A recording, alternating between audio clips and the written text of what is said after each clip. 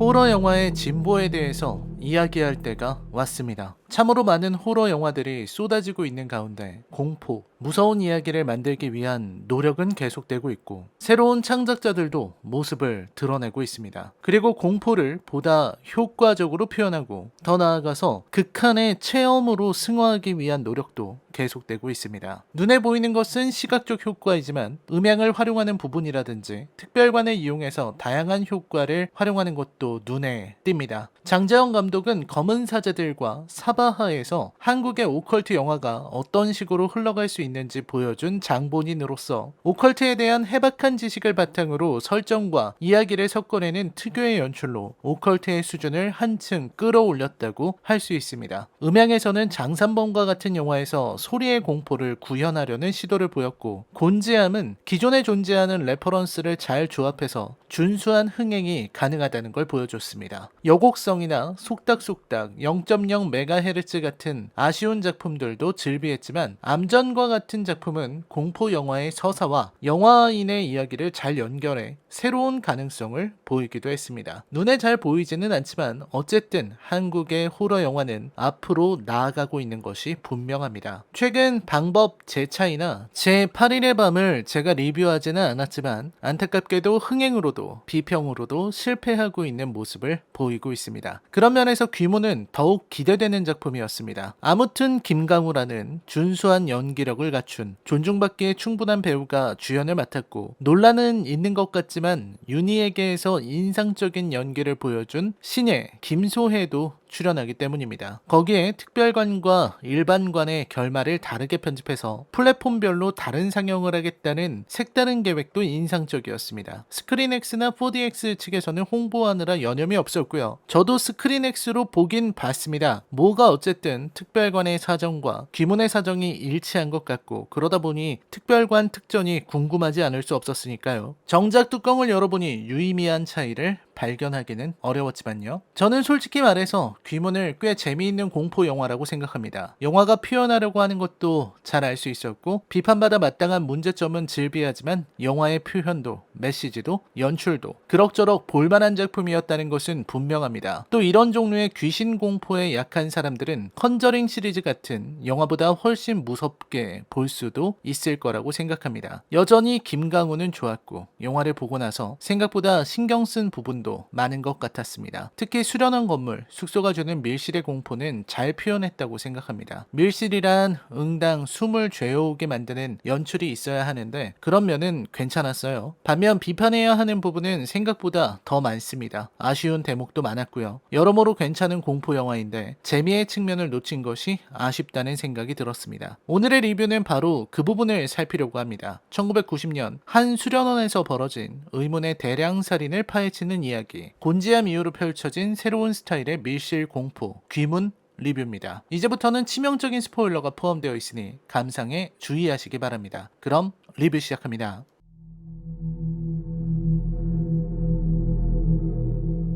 최근에 일본 영화를 좋은 예로 드는 건 흔치 않은 일이긴 하지만 나카시마 테치야의 온다는 재미있는 작품이었습니다. 원작 소설 못지않은 재미를 갖춘 내용이었는데요. 이 작품이 왜 재미있을까를 생각하면 의외로 간단하게 그 이유가 나옵니다. 바로 퇴마사와 악령의 대결 구도를 대놓고 펼치고 있기 때문입니다. 영매인 동생이 나서서 실패하자 유명 퇴마사인 언니가 상황을 파악하고 대규모 퇴마의식을 준비하는 그 과정에서 마치 액션 영화나 혹은 하이스트 무비, 팀업 히어로 영화를 보는 것 같은 긴장감과 재미를 느낄 수 있기 때문입니다. 네로라 하는 인물들이 한데 모여서 드림팀을 구성하는 그런 재미 말입니다. 제가 굳이 일본 영화를 예시로 든 것은 바로 공포 영화가 나아가야 하는 길에 오락적인 요소를 빼놓을 수 없다고 생각하기 때문입니다. 우리 공포 영화는 유독 그 오락성에 진지하지 않은 모습을 보여줍니다. 대부분의 공포 영화들이 포면적인 공포를 드러내는 데에만 집중하면서 이야기 자체는 지긋지긋한 사연 공포에 치우쳐 있습니다. 그놈의 사연. 결국 한국 공포 영화의 구조는 퇴마사 혹은 퇴마를 해야 할 주인공이 악령의 사연을 알아내면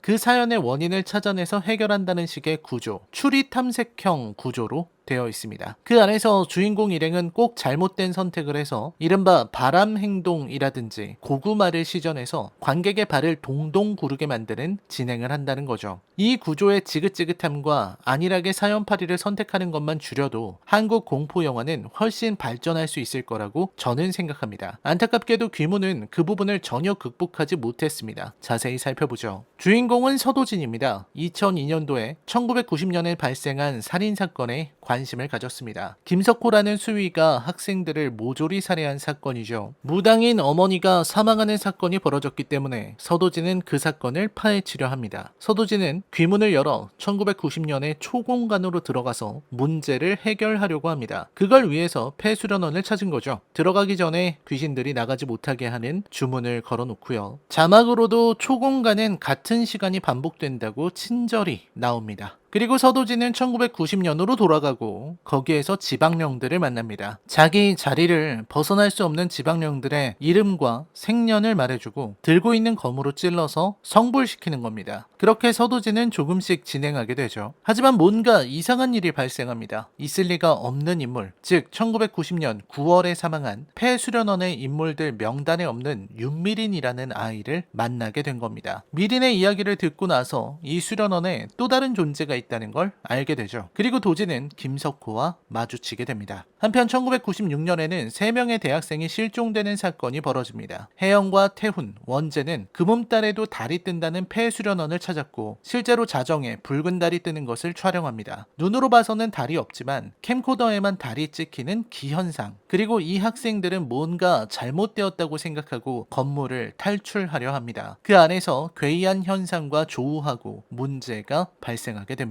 그러니까 이 영화에는 3가지의 시간선이 존재합니다. 서도진이 살던 2002년, 3명의 대학생이 폐수련원을 찾았던 1996년, 그리고 김석호가 수련원에서 살인을 저지른 1990년이죠. 서도진은 처음 1990년으로 갔고 거기에서 김석호와 조우해서 살해당합니다. 이 영화가 잘 이해가 안 된다는 분들이 많은데 서도진은 그 장면에서 죽었어요. 김석호가 삽을 휘두를 때 서도진이 저항하다가 자세가 흐트러지고 위기에 처하는 장면이요. 거기에서 연출이 좀 애매하기는 합니다. 저도 처음에는 영험한 무당이었던 도진의 어머니가 도움을 준 건가 하고 생각했어요. 삽으로 때리는 순간에 어머니의 방울 소리가 들리고 도진이 헉 하고 깨어나니까 저는 죽은 도진 어머니가 그 특유의 영력으로 도와줬다거나 혹은 도진의 어머니가 죽은 이유가 바로 이 순간을 확인하고 도진이 대신 삽을 맞은 건가 하고 생각했습니다. 하지만 이후 도진의 머리에서 계속 피가 나오는 걸로 봐서는 도진은 그때 죽은 것이 맞습니다.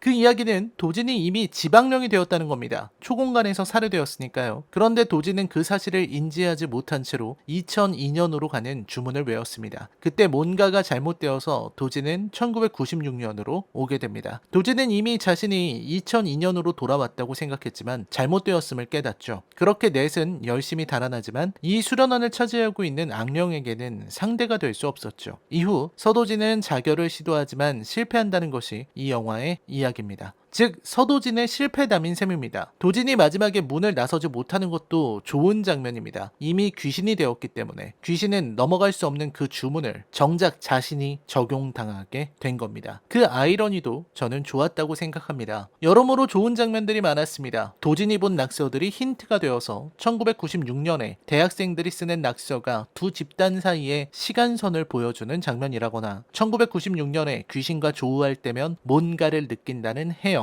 그리고 귀문에서 죽은, 초공간에서 죽은 이들은 죽기 전에 했던 같은 행동을 반복한다는 것도 나름대로 표현하려고 애썼던 것 같습니다. 문제는 그게 잘 설명되지 않은 겁니다. 지금 혜영과 친구들은 몇 번이나 같은 행동을 반복했습니다. 그래서 어디선가 본 것 같은 기시감을 느끼고 어디서 소리가 들리는 것 같습니다. 하지만 영화는 그걸 보여주지 않았습니다. 마지막에라도 이들이 벌써 수백 번, 수천 번 그 행위를 반복하고 매일 같은 밤에 같은 대사를 하고 사망하고 다시 정신 차리는 무한의 지옥에 빠져 있음을 보여주는 편이 저는 더 좋았다고 생각합니다. 의문을 의문으로 남기는 것은 혼란을 초래하니까요. 도진이 1996년으로 오게 된 것은 순전한 우연일 겁니다. 우연의 기대 이야기를 진행하는 것은 좋은 건 아니지만 중요한 건 도진이 이미 귀신이 된 상태로 1996년으로 왔다는 것을 관객이 마지막 순간에 파악하면서 퍼즐 맞추듯 이야기를 딱 맞출 수 있는가 하는 문제입니다. 저는 이 영화를 보고 나서 도진이 죽었다는 사실은 중반부터 눈치챘지만 결국 도진의 행동이 1996년의 상황에 아무런 도움을 주지 못한다는 것이라든지 다시 봤을 때 이야기의 구조가 딱 들어맞는 경험을 하지는 못했습니다. 설정으로는 이야기가 잘 맞아떨어지는 것 같은데 정작 그걸 관객에게 제시하는 과정에서는 뒤죽박죽이었습니다. 전달의 문제인 거죠. 그 외에 저는 점프스퀘어라든지 몇몇 무서워 보이는 장면들의 수준은 나쁘지 않았다고 생각합니다. 어디서 본 장면들이었지만 귀신이 머리를 휙휙 돌리는 장면이라거나 사다코를 연상시키는 귀신의 비주얼도 흔하긴 해도 일상적이라고 생각해요. 나쁠 건 없는 거죠. 다만 저는 아쉬움에 대해서는 이야기를 해야겠습니다. 제 리뷰는 지금부터가 진짜죠. 일단 김소혜는 아쉽습니다. 윤희에게에서 봤던 그 톡톡 튀는 매력은 사라지고 지금 김소혜가 보여주는 혜영 연기는 아무런 개성도 독특함도 찾아볼 수 없었습니다. 물론 캐릭터 자체의 문제고 연출과 연기 지도의 문제겠지만 혜영의 대사가 뭉개져서 잘 들리지 않는 부분에서는 고개를 갸우뚱하지 않을 수 없었습니다. 자연스러운 발성도 좋지만 뭐라고 하는지 잘 전달이 안 되면 곤란하죠. 캐릭터 역시 시종일관 같은 모습이라 아쉬웠습니다. 공포에 의해 약해지는 장면이라거나 필요하면 뭔가를 이용하려는 듯한 그런 영악한 모습은 없고 지나치게 평면적입니다. 그냥 양산형 공포 영화에 나오는 소리나 꽥꽥 지르는 여자 캐릭터에 지나지 않았습니다. 김강호의 서도진은 전형적인 캐릭터 실패라고 생각합니다. 일단 서도진이라는 인물 자체가 아무런 매력이 없어요. 즉 능력도 없고 판단력도 부족하다는 겁니다. 일단 서도진의 판단력은 절망적이죠. 어머니가 사망할 정도로 강력한 적이 상대인데 혈혈단신으로 돌입한다는 점에서 죽기 참 쉬운 인물이라는 걸 알 수 있습니다. 이제껏 서도진이 살아남은 것도 운이 좋아서였을지도 몰라요. 폐수련원의 위험성을 굉장히 얕잡아봤다는 뜻이거든요. 거기에 서도진은 능력이 없습니다. 서도진은 폐수련원에 들어가서 보여주는 게 그저 칼 휘두르는 것밖에 없어요. 김강호는 죽기 살기로 허공에 칼을 휘두르는데 연출의 문제인지 그런 장면이 계속 반복됩니다. 그럴 때마다 보는 입장에서 느끼는 건 서도진에 대한 차가운 비웃음이 입가에 걸리는 것 정도입니다. 도대체 퇴마사로서 무슨 능력이 있는 거죠? 처음 들어가면서 주문 건 것 외에는 아무것도 없죠. 벽에 있는 피 묻은 손자국이 자기 손자국이라는 걸 모를 정도로 영적으로 그리 예민한 것 같지도 않습니다. 하긴 이 수련원에 뭔가 다른 존재가 있을 수 있다는 것도 몰랐죠. 가지고 다니는 거라고는 불도 잘 안 들어오는 가슴에 라이트 하나밖에 없어요. 무슨 특별한 기술이 있는 것도 아니고 영능력자도 아니고 가진 능력이라고는 칼로 귀신 찔러서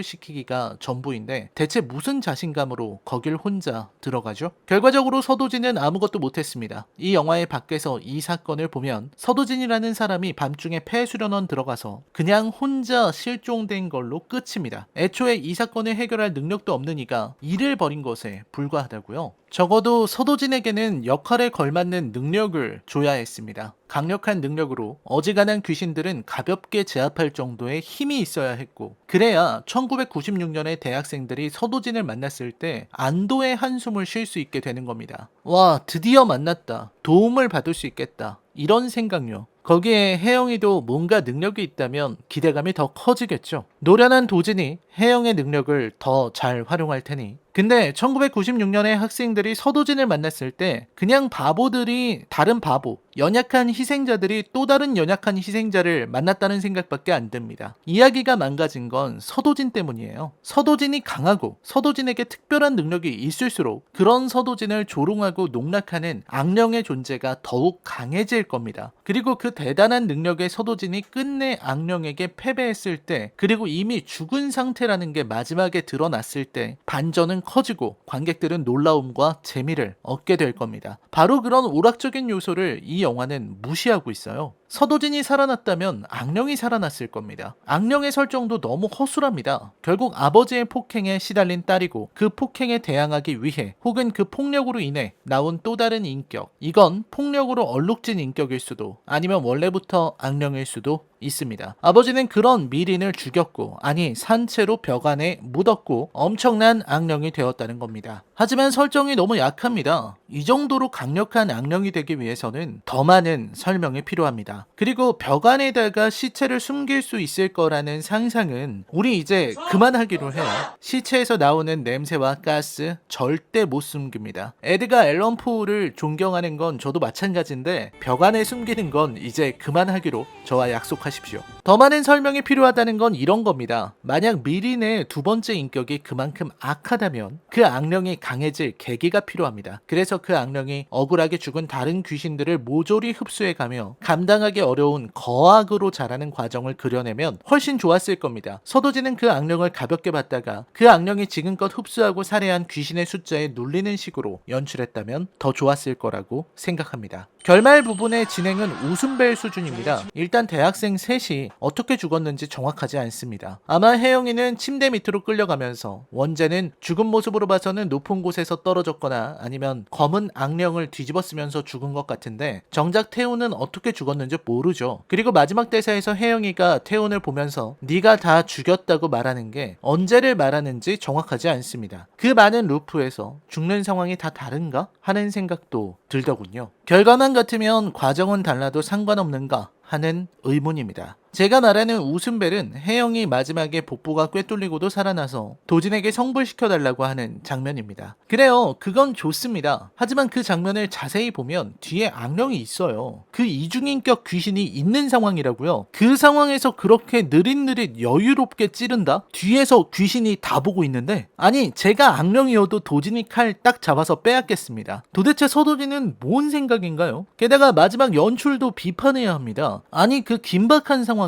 자기 뒤에 귀신이 있는 걸 뻔히 아는 상황에서 서도진이 1975년생 홍혜영 편히 쉬소서, 그 대사를 왜 그렇게 느릿느릿 말합니까? 아웃사이더처럼 빠르게 발음하고 얼른 찔러야지. 거기에서 똥폼을 잡으면서 느릿느릿 찌르는데 관객이 하품을 안 할 것 같나요? 연출자가 그저 그 장면을 살리려는 생각만 하니까 캐릭터가 상황의 위급함을 전혀 생각하지 않고 이상한 행동을 하는 괴이한 장면이 탄생하는 겁니다. 위급한 상황에서는 위급하게 행동해야죠. 서둘러서 확 찌르려고 하는데 그보다 더 빠르고 위험한 악령이 그걸 잡아채야 절망도 더 커질 것 아닙니까? 아니면 찌르려던 혜영의 모습이 악령으로 바뀐다든지, 그래서 도진을 따라다니면서 계속 비웃고 조롱한다든지, 어떤 의미에서 폐수련원의 귀신 미리는 역대급 캐릭터가 될 가능성이 있었습니다. 하지만 그런 거대 악령이 되어서 후속작에도 나오려면 잡아먹는 상대가 강해야 했어요. 이왕 뭔가 있는 것으로 연출한 거, 혜영에게도 타고난 능력을 좀 주고, 서도진은 아주 화려한 능력을 갖춘 A급 테마사로 설정한 다음 그들을 미린에게 제물로 바쳐서 미린이 폐수련원을 장악하는 걸 넘어 그 밖으로도 나오게 되었다는 식의 결말을 냈다면 어쩌면 후속작이 나왔을지도 모르겠습니다. 전반적으로 아쉬운 영화였습니다. 하지만 저는 재미있는 면도 있었다고 생각합니다. 귀문이라는 공간 안에서 시간이 반복된다는 설정도 좋았습니다. 조금만 더 재미있게 만들었다면 암전 이후로 꽤 괜찮은 공포 영화가 나왔다고도 생각할 수 있었을 겁니다. 영화 귀문에 대한 제 평점은 10점 만점에 4점입니다. 전반적으로 재미는 있지만 설정이 너무 아쉽고 대학생들의 행동도 지나치게 멍청하다는 점, 몇몇 연출이 아쉬웠고 전달력이 나빴다는 점, 그리고 서도진의 캐릭터가 밋밋하다는 점은 대단히 아쉬웠다고 생각합니다. 라이너의 컬처 쇼크 영화 리뷰는 계속됩니다. 저는 다음 리뷰로 찾아뵙겠습니다. 시청해주셔서 감사합니다.